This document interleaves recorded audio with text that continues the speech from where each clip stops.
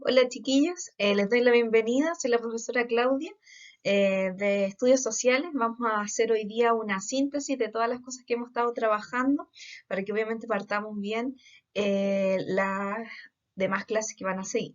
Así que bienvenidos.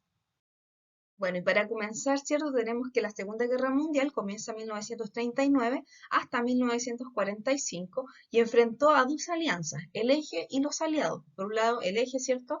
Con la Alemania, ¿cierto? Japón e Italia, y por los aliados, ¿cierto? La Unión Soviética, Inglaterra, Francia y Estados Unidos, que se mete, ¿cierto? Al final, en 1941, cuando atacan, ¿cierto? Pearl Harbor en Hawái. De esta manera, ¿cierto? La Segunda Guerra Mundial podríamos caracterizarla como un conflicto muy violento, racial, ¿cierto? Por la ideología de Hitler contra, ¿cierto? El pueblo judío que fue perseguido, ¿cierto? Y sometido a campos de concentración por largo tiempo, abusando, ¿cierto? Haciéndoles trabajos forzosos, experimentando con ellos y obviamente en una exterminación masiva hacia esta población. Además, ¿cierto? Tenemos que esta guerra desarrolló un gran armamento en guerra y por lo tanto fue desarrollando hasta terminar, ¿cierto?, en el lanzamiento de las bombas atómicas. En relación, ¿cierto?, a la última etapa de esta Segunda Guerra Mundial, tenemos que Hitler, ¿cierto?, que había dominado la primera parte de la guerra, pierde, ¿cierto?, en los dos frentes, oriental, ¿cierto?, con la Unión Soviética, y también va a perder con Inglaterra y Francia. Por lo tanto, este personaje en 1949 se suicida, ¿cierto?, en un búnker, y por lo tanto acaba el fascismo, ¿cierto?, alemán y toda la ideología racial que involucraba con este personaje. Otra cosa que pasó al final de esta Segunda Guerra Mundial es que había un frente del Pacífico que enfrentaba a Estados Unidos con el Japón, y Estados Unidos, para vengarse, ¿cierto? Y acabar con el conflicto de esta guerra, decide lanzar en 1945 en dos ciudades japonesas el lanzamiento, ¿cierto?, de las bombas atómicas, muy conocido, ¿cierto? Y que deja terribles consecuencias en Japón, en Hiroshima y Nagasaki, que son estas dos ciudades que son afectadas, con miles de muertos, ¿cierto? Y con daños severos a la piel, ¿cierto? Y genéticamente, ahí tenemos una mujer, ¿cierto? Que fue la que lamentablemente tuvo el impacto de esta bomba atómica. Con esta bomba atómica, por lo tanto, termina la Segunda Guerra Mundial y los aliados son los vencedores. Y obviamente otra de las consecuencias que genera esta Segunda Guerra Mundial es que, bueno, como les decía, caen los fascismos en Italia y en Alemania, y además, ¿cierto?, vuelve a surgir la democracia en Europa, que había estado perdida por esta ideología más totalitaria, fascista. Otra de las consecuencias también políticas es que Alemania va a perder nuevamente una guerra. Recuerden que ya perdió la primera, pierde la Segunda Guerra Mundial y por lo tanto va a quedar sometida a las potencias que ganaron la guerra.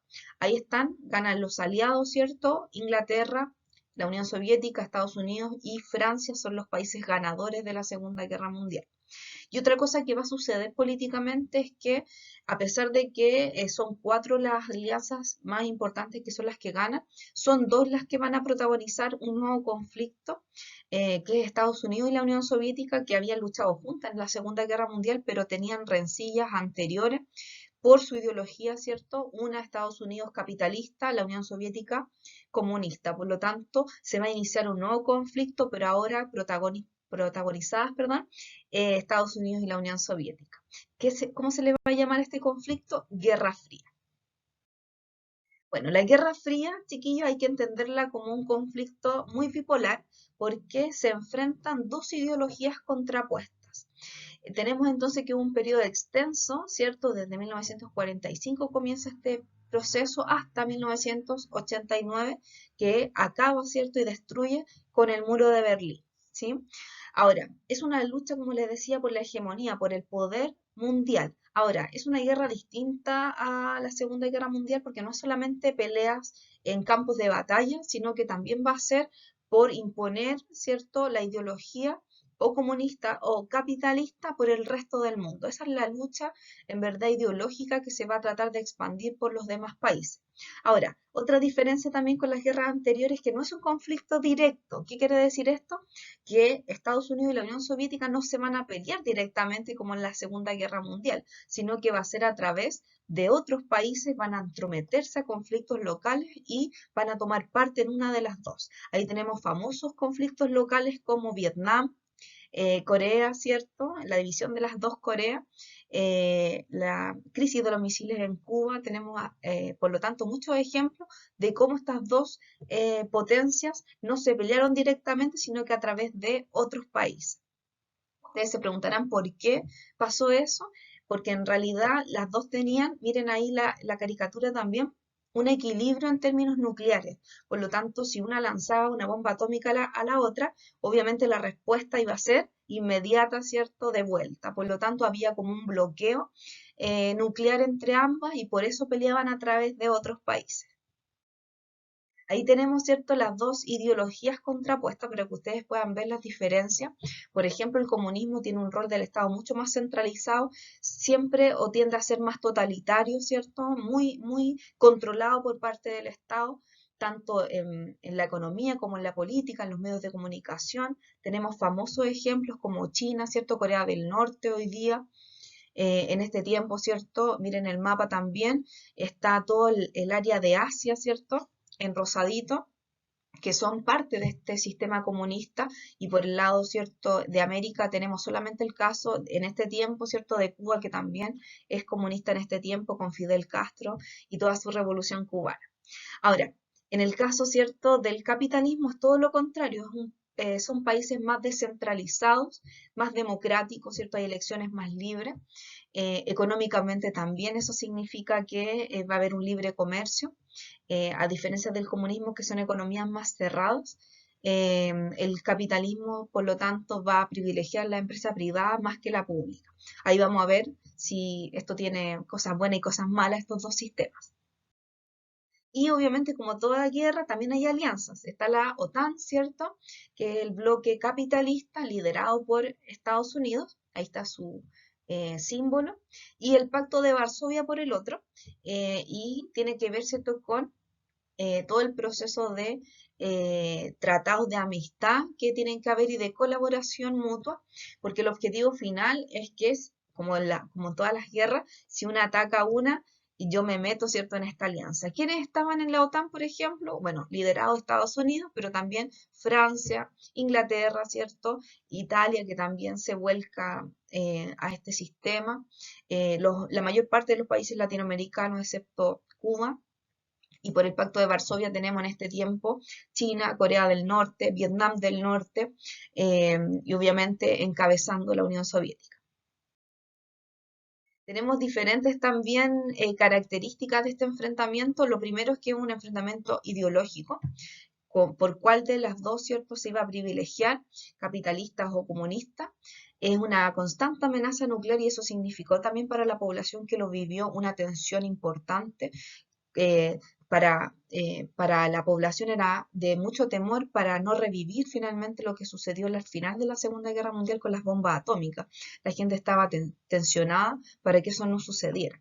Además, se dio mucho el espionaje, y para eso se crearon centros de inteligencia, la KGB por el lado ruso y muy famosa, ¿cierto?, la CIA por el lado estadounidense. Y otra de las características de esta Guerra Fría es que, además de un enfrentamiento en guerras, ¿cierto?, indirecto, ¿cierto?, de espionaje ideológico, se dio también una constante carrera espacial entre, ¿cierto?, estas dos potencias. También se luchó en esta parte espacial con, ¿cierto?, la idea era siempre llevar al hombre al espacio.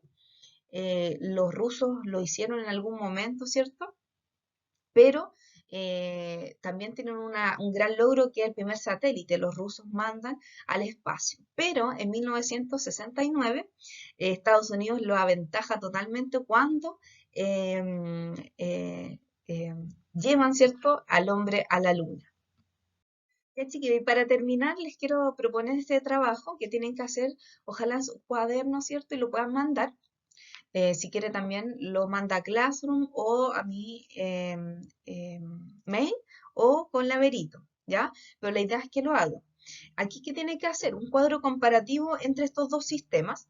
Estados Unidos, acuérdense que es capitalista, la Unión Soviética es comunista.